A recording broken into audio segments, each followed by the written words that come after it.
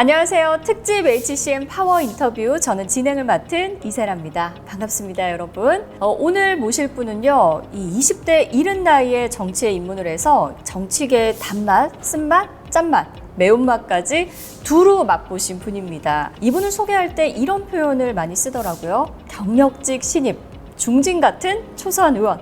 김희곤 의원님 모셨습니다. 의원님 안녕하세요. 네, 반갑습니다. 네, 반갑습니다.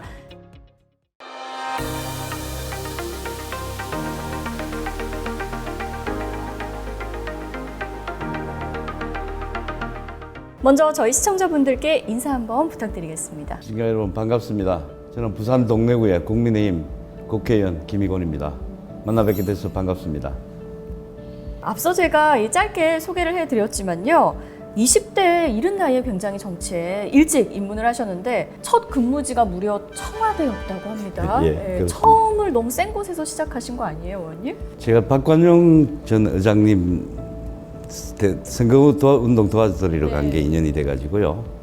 청와대 문민정부 들어서면서 바로 발탁이 되어서 그것도 무려 청와대 기획조정실에서 첫 공직 생활을 시작했습니다. 네, 핵심인 곳에서 또 이 정도면 굉장히 그 엘리트 출신 아닙니까, 의원님? 아니, 저 빼고는 다 엘리트였는데 저는 그때 제일 막내였고요. 네. 또 온갖 심부름 특정 보직이라기보단 여러 가지 스태프로서 지원 활동하고 많이 배웠죠, 그것이. 말씀해 주셨지만 청와대 비서관을 시작으로 해서 해양수산부 장관 보좌관을 거쳐서 국회의원 보좌관까지 30여 년간 보좌관 생활을 이어오셨습니다. 어디선가 인터뷰에서 직업이 보좌관이다, 나는 또 이런 표현을 하기도 하셨어요. 오랜 시간 익혀온 이 정무 감각으로 많은 사람들이 체감할 수 있는 유익한 법안을 만들고 계십니다. 김희곤 의원님과 함께 본격적으로 이야기 나눠보도록 하겠습니다. 저는 조용하지만 할 일을 다 하는 그런 국회의원입니다. 사회적 약자나 소상공인 서민들, 또 우리 장애를 가지신 분들, 어려운 분들을 돌봐주고 그분들에게 도움이 되는 그런 정치인이 되고 싶습니다.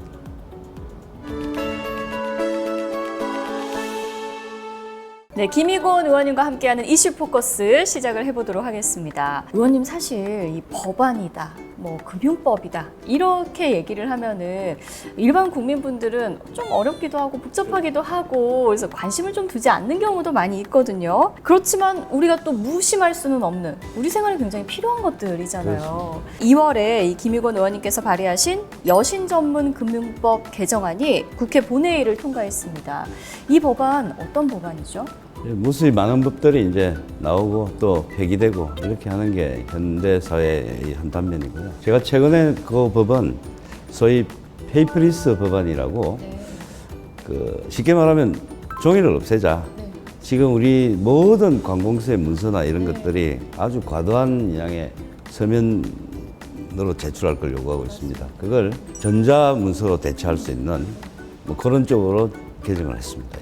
우리 왜 신용카드나 이런 거 발급받으면 서면으로 굉장히 많이 안내장이 오잖아요. 근데 받는 사람 입장에서는 이거 너무 길기도 하고 다 안 보거든요. 이거 다 쓰레기다 이런 생각도 많이 했었는데 방금 말씀을 듣다 보니까 이게 결국은 환경에도 굉장히 기여할 수 있는 그런 법안 아닌가요? 그렇죠. 지금 아주 우리 사회에 만연돼 있는 게 각종 서류를 과도하게 요구하고 있고 특히 우리나라 같은 경우는 그게 좀 심합니다. 아마 많은 부분에 있어서 종이도 없어지니까 환경에도 아마 아주 좋은 방향으로 갈 것 같습니다. 네, 맞습니다. 요즘 우리 시대에 굉장히 필요한 그런 법안이 아닌가 또 이런 생각이 듭니다. 그러니까 규제 개선, 환경 보호 두 마리 토끼를 다 잡는 그런 법안이었습니다. 이번에는 규제 개선과 취약계층 보호를 또 동시에 할 수 있는 보험 선물 하기법 에 대해서 알아보겠습니다. 우리나라가 초고령화 사회로 빠르게 진입을 하면서 노후에 대한 대비가 많이 필요한 상황이잖아요. 그런데 정작 이 노후 대비는 많이 부실한 것 같고요. 그만큼 사적 보험 활성화가 중요하다 이런 뜻이겠죠. 지금 우리나라가 아무리 복지가 잘 돼 있고 여러 가지 한다 하더라도 고령화 사회에서 우리 부모님 세대가 과도하게 자식들 교육, 그다음에 또 결혼, 또 집까지 사주는 경우가 생기니까 그렇죠. 이 노후 생활이 굉장히 피폐하게 됩니다. 정작 본인들은. 그런데 그런 데 대한 대비가 거의 전혀 없어요. 그래서 지금 공적 부조나 아니면 공적 연금들이 제 기능을 제대로 발휘 못하고 네. 아주 힘든데 이런 차제에 사적 보험이 좀 더 활성화돼서 나중에 노후에 대해서 충분히 대비하고 그게 공적 부조와 사적 보험이 같이 갈 때 노후 생활이 좀 안락하게 될 것 같습니다. 이 법안이 만약에 좀 널리 알려지면 미리부터 보험하고 좀 친숙해져서 보험을 좀 적극 활용할 수 있는 나중에 노후에 대비도 할 수 있는 그런 법안이라고 할 수 있겠습니다. 아니, 의원님 말씀을 듣다가 이 부모님의 편안한 노후를 방해하는 자식이라는 네네. 굉장히 약간 저도 찔렸는데 그러면 지금 현행법에 있어서는 어떤 문제점들이 특히 더 있는 건가요? 특히 아까 말씀드린 뭐 특별 이익 제공 금지를 하고 있기 때문에 이 보험 권유하고 좀 일반인들에게 친숙하게 다가갈 수 없는 좀 그런 규제가 있고 또 실제 보험료를 좀 깎아주는 이런 효과도 있습니다. 그런데 이걸 전혀 못하니까 그 부분에 대해서 좀 더 친숙하게 한다면 아까 말씀드린 청년이나 여성도 좀 미리부터 보험을 들어서 나중에 노후 생활을 대비할 수 있는 뭐 그런 효과가 기대되고 있습니다. 실제 보험료를 조금 감면해주는 그런 게 있다면 뭐 보험사에서 약간의 금액을 더 부담한다 할지 뭐 그런 거. 크게 부담이라기보다는요. 이게 보험 판매 수수료가 없는 상품들이 거의 태반입니다. 옛날에는 직접 보험 아줌마들이 가서 하기 때문에 그 수당이 상당히 보험사에게 부담으로 작용했지만 지금은 뭐 전화나 인터넷 또는 다양하게 다른 쪽으로 젊은 사람들이 보험이 많이 유인되면 보험사 이익은 더 늘어날 거라고 생각하고 있습니다. 이 보험을 이용하는 사람이나 보험사회나 어쨌든 서로 윈윈인 그런 법안이라고 할 수가 있겠습니다. 세 번째 이슈도 한번 알아보도록 하겠습니다. 세 번째 이슈는요, 금리 인하 요구권입니다. 이 말 그대로 금리 인하를 요구할 수 있다, 뭐 이런 거 같은데요. 구체적으로 어떤 법안이죠, 이거는? 그래, 일반인들은 잘 모르실 겁니다. 금리 인하를 내가 요구할 수 있는지 없는지. 저 사실 처음 들어봐요. 예, 그러실 겁니다. 사실은 금리 인하를 요구할 수 있는 권한이 있습니다. 근데 이게 사실상 뭐 사문화되어 있다고 볼 수 있고요. 네. 적극적으로 금리를 인하를 요구할 수 있도록 하되 일반 사람들이 내가 금리 인하를 요구할 수 있는 권한이 있는지 없는지도 모르잖아요. 네, 그럼요. 근데 보통은 신용 상태가 좋아지고 여러 가지 내가 경제 형편이 좋아지면 나는 저금리로 각종 대출이나 모든 걸 혜택을 누릴 수가 있어요. 이걸 은행에서 알려주자. 당신은 금리 인하 요구할 수 있는 권한이 생겼다. 그 다음에 실제 금리 인하 요구가 오면 적극적으로 해주고 만약에 인하가 요구밖에 안 되고 안 되면 안 되는 사유를 설명해 주자. 이 두 가지가 핵심 쟁점이라고 할 수 있습니다. 근데 금리 인하 요구를 이제 했다가 퇴짜를 맞았다, 이런 기사도 나오더라고요. 예, 그렇습니다. 지금 일반 사람들이 금리 인하를 요구해도 퇴짜 맞는 경우가 많은데 일반 사람들이 요구했을 때 이 금리 인하를 요구할 수 없는 상품들이 약 40%, 정확하게 38.8% 정도 되고요. 가입할 때 금리 인하를 요구할 수 없도록 만들어 놓은 상품도 있습니다. 그리고 두 번째는 금리 인하를 요구했다고 해서 금리 인하가 기대만큼 되지 않고 실제 52.6% 정도가 0.1% 0.1% 인하요? 0.1%밖에 인하가 안 되니까 이게 실질적으로 아무런 혜택이 안 가는 거나 마찬가지가 되고 있습니다. 그래서 금리 인하 요구할 수 없는 대출 상품 아예 없애고 그다음에 실질적으로 좀 돌려줄 수 있는 부분이 되게 하자. 그러면 이거를 이제 은행에서는 의무적으로 돈을 빌린 사람에게 알려줄 의무가 이제 생긴다. 예, 그렇습니다. 이 금리 인하 요구권 요 법안에 그 두 가지가 핵심입니다. 금리 인하 대상자라는 걸 알려주고 금리 인하가 거절되든지 아니면 몇 프로밖에 안 되면 그밖에 안 되는 사유까지 설명을 해주는 의무를 부과하는 것이 이 법안의 핵심입니다. 그렇죠. 이 금리 인하 요구권이라는 거를 저도 의원님과 인터뷰를 준비하면서 처음 이거를 공부를 했거든요. 이런 게 있었어? 했는데 결국은 공부를 하다가 제가 의아했던 게 근데 모르는데 어떻게 이거를 신청하냐 이런 거였는데 일단은 이 법안이 있다라는 것을 적극적으로 많이 알리고 어떻게 하면 잘 활용할 수 있을지 이런 또 국민 교육도 상당히 중요해 보입니다. 그렇습니다. 그럼 이 법안 자체가 이제 그런 효과를 노리는 거고요.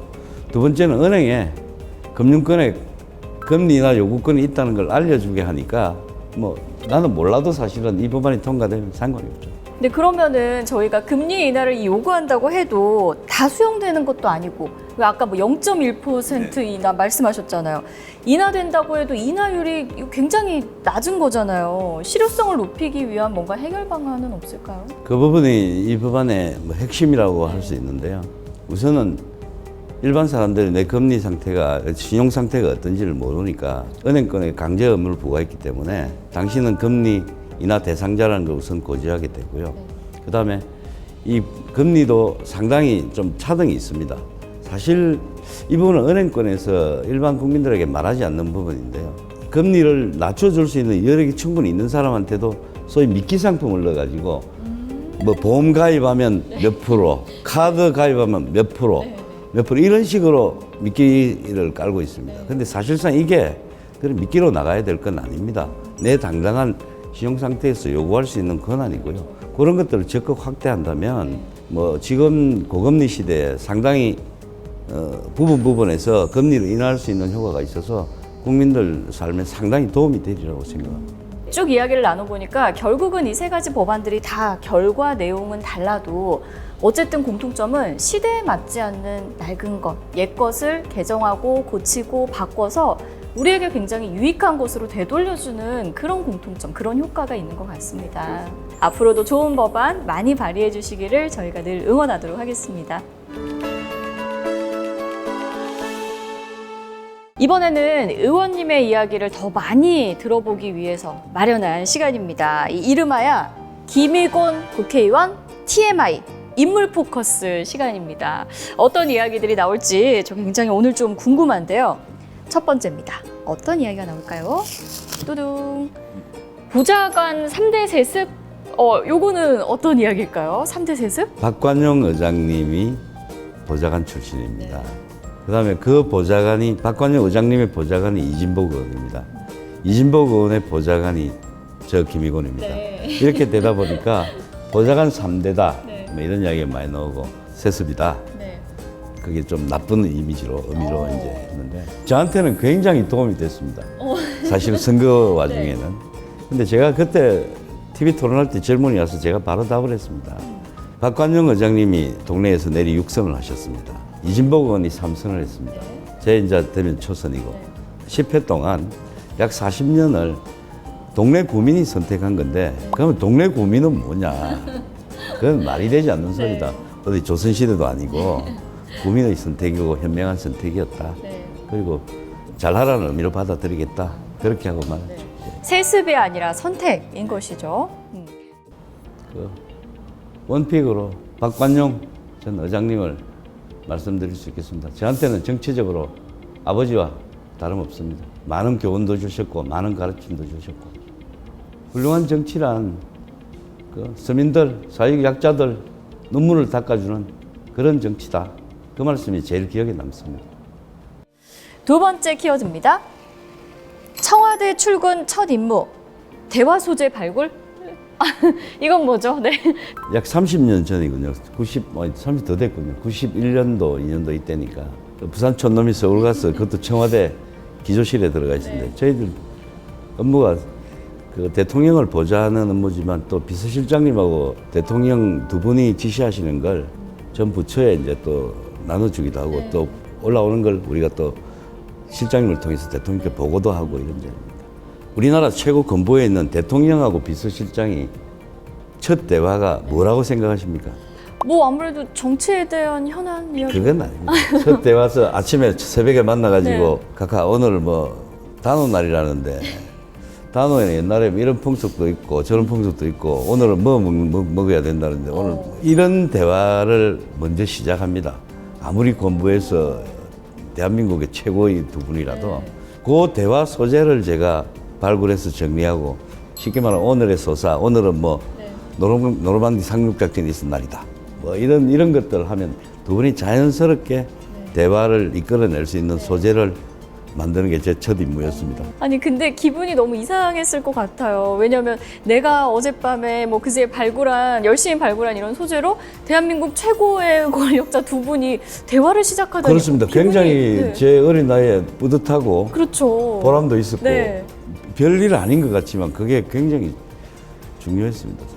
아니 정말 제가 아까 농담 반 진담 반으로 첫 경력을 너무 센 곳에서 시작하신 거 아니에요? 라고 했는데 말씀을 들어보니까 센 곳에서 시작하신 거 맞는 것 같습니다, 의원님. 그때의 시간이 지금의 의원님께 또 굉장히 큰 도움이 되지 않았을까요? 그렇습니다. 자신감도 막 붙을 것 같아요. 그게 굉장히 중요한 대목입니다. 청와대 그것도 핵심에서 일을 하다 보니까 그 뒤에 사회생활을 하는데 자신감은 굉장히 생기고 어떤 일에 대한 두려움이 좀 없어졌다고나 할까요? 그러고 할 수 있겠다, 해보자. 네.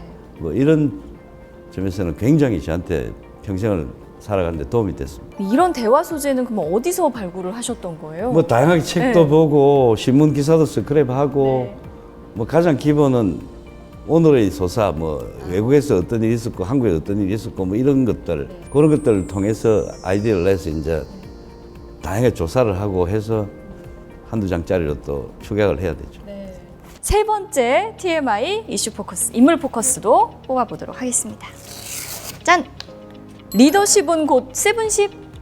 7가지 십이 있다는 얘기 같은데요. 평소에 이제 책을 보다가 아니면 뭘 대화에서 여러 가지 제가 생각을 많이 하면서 한번 언젠가는 정리를 해서 책을 한번 써봐야 되겠다는 오. 생각을 하고 좀 과연 리더의 조건이 뭔가?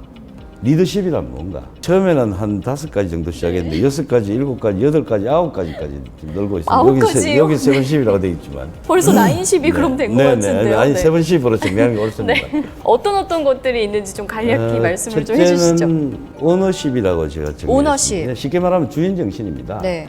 뭐 어떤 일에 대해서 내가 주체적으로 주인이라는 생각을 갖고 일에 부딪힐 때 그야말로 진정한 리더의 어떤 조건이 될 수 있다고 생각하고요. 두 번째는 패밀리십입니다. 가족 같은 리더. 좀 모든 내가 있는 조직이나 어디 모두 우리가 한 가족이라는 개념. 그건 그야말로 뭐 별 수식이 설명이 필요 없을 것 같고요. 그 다음에 프렌드십. 뭐 친구 같은 우리 부자지간도 친구 같은 부자지간이면 굉장히 관계도 좋고 여러 가지 또 다양한 일들을 할 수 있고 서로 으쌰으쌰 이런 것도 할 수 있고 뭐 또 무한한 애정도 있고 뭐 이런 것들이라고 생각하고요. 네 번째는 저는 이걸 굉장히 중요시하고 있는데요. 이건 그야말로 우리 사람들하고의 어떤 관계 속에서 동업자 정신이라는 이야기를 많이 하죠. 그 동업을 영어로 뭐라 그러죠? 동업을 파트너십. 파트너십입니다. 저는 지금 우리나라 정치가 이렇게 극한 대립을 하고 무한으로 가고 있는 이것도 굉장히 안타깝게 생각하고요. 이 파트너십이야말로 현대에 있어서 우리 사회에서 서로 가장 중요하지 않나. 저는 그렇게 생각해서 파트너십이 리더십의 감히 한 조건이 되겠다 하는 생각을 했고요. 그 다음에는 이 모든 걸 좀 엮어낼 수 있는 릴레이션십이라고 어떤 네트워킹이라고 생각해도 될 것 같습니다. 그래서 이런 부분들을 아까 말한 오너십, 패밀리십, 프렌드십, 파트너십 이 모든 것들을 엮어내고 우리 사회에서도 모든 갈등 구조나 여러 가지 사회 이런 것들을 엮어서 네트워킹 할 수 있는 능력을 가지는 사람이 진정한 리더가 아닌가 는 생각을 해봤습니다. 네, 이제 남은 게 2가지죠. 네, 제가 왜 한 텀을 쉬었냐면요. 요 5가지로 처음에 정리를 하려고 했습니다. 근데 그래도 리더는 좀 이렇게 다양한 사람들을 만나서 또 상하 간에 그 격차 없이 좀 서로 어울릴 수 있는 건 스킨십이 아닌가. 그래서 같이 보듬어주고 안아주고 울어주고 뭐 이런 게 진정한 리더의 조건이다. 그러다 보니까 이제 또 하나 더는 쇼맨십인데요. 제가 왜 이걸 왜 생각해야 됐냐면 문재인 정부 때 그런 이야기가 있었습니다. 굉장히 어떤 쇼적인 일을 많이 한다 이런 일도 있었고요. 근데 우리 정부가 들어서고 나서 일반 사람들이 하는 말이 있었습니다. 야, 문재인 정부 때는 쇼라도 잘했는데 너는 쇼도 못하나? 이런 이야기가 있었습니다.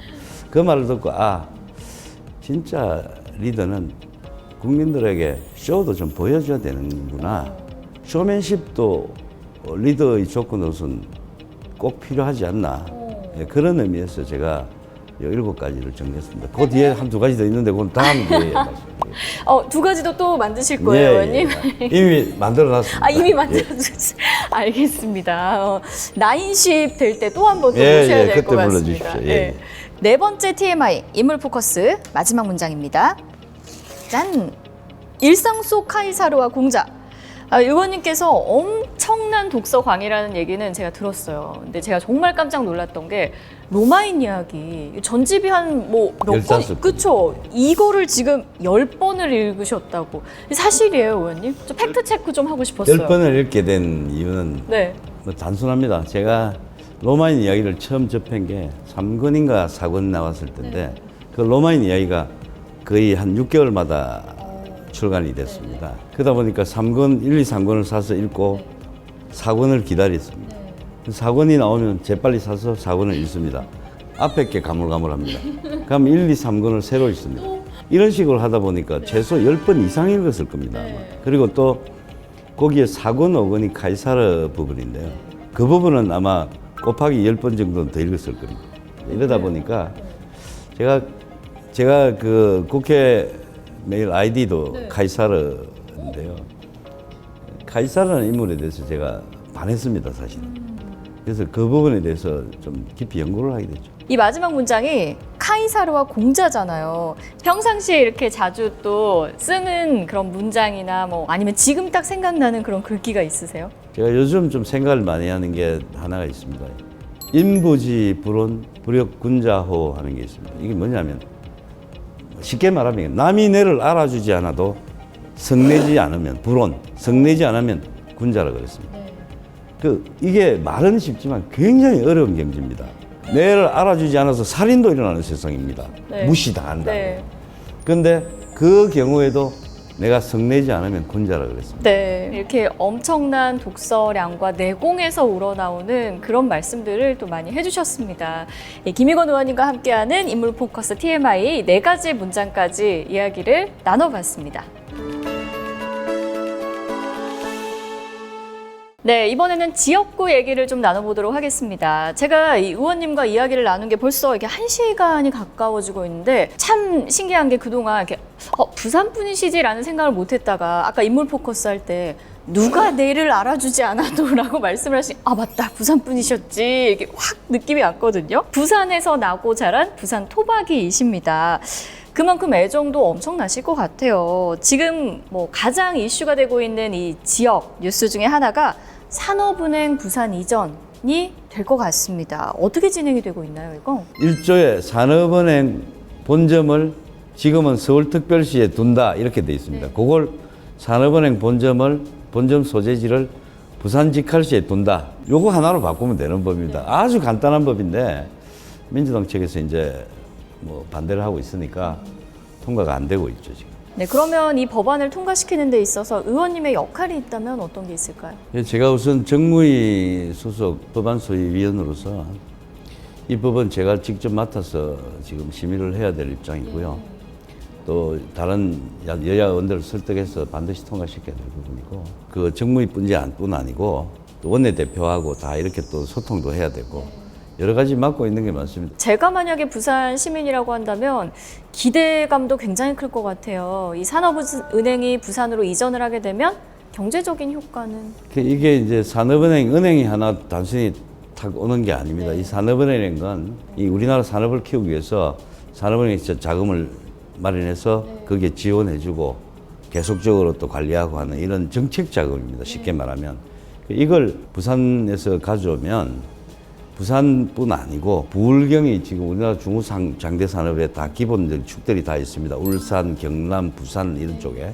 그래서 이쪽을 적극 지원하게 되고 각종 거점이 되는 우리 연관 산업들, 금융기관들 또 국제적인 금융기관들도 부산에 유치하게 되면 많은 그 일자리와 청년 일자리와 부산 경제에 대한 어떤 활성화, 그 다음에 부울경 전체를 하나로 묶어서 대한민국 남북권 전체를 묶어서 우리나라 산업 발전에 또 이바지하는 어떤 그런 쪽들, 뭐 여러 가지 효과는 엄청나게 발휘될 수 있다고 봅니다. 네, 그럴 것 같아요.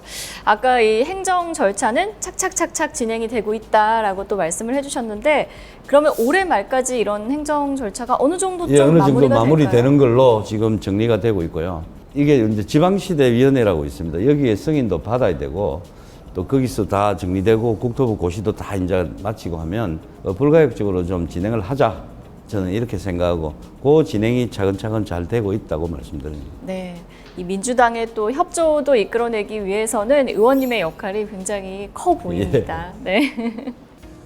동래구는 그 역사와 전통 뺄 수 없습니다. 그 역사와 전통과 현대화의 조화, 그리고 지금 교육특구로 지정이 돼 있어서요. 교육에 뭐 강남에 8학군을 능가하는 교육학군이라고도 합니다. 동래는 역사와 전통, 문화, 교육이 살아 숨쉬는 그런 고장입니다. 네, 오늘 김희곤 의원님 모시고 많은 이야기 나눠봤습니다. 근데 의원님 제가요, 진짜 그냥 하는 말이 아니라 오늘은요, 유독 시간이 정말 빨리 간 그런 느낌이에요. 워낙 또 재미난 이야기들을 많이 해주셔서 그런 것 같습니다. 의원님 이제 임기 1년이 채 남지 않았습니다. 앞으로 임기 동안 어떤 활동들을 중점적으로 이어가실 계획이신지 말씀 좀 부탁드립니다. 제 정치적인 아버님인 박관용 의장님께서 정치는 사회적 약자, 서민들의 눈물을 닦아주는 것이다. 이렇게 말씀하셨습니다.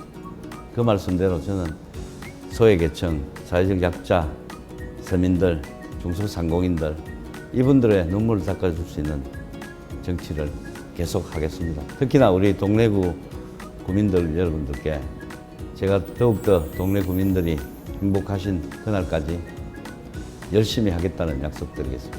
감사합니다. 네, 특집 HCM 파워 인터뷰 김희곤 의원님과 함께한 이번 편은요, 여기서 마치도록 하겠습니다. 의원님 오늘 너무 감사드립니다. 네, 감사합니다. 감사합니다.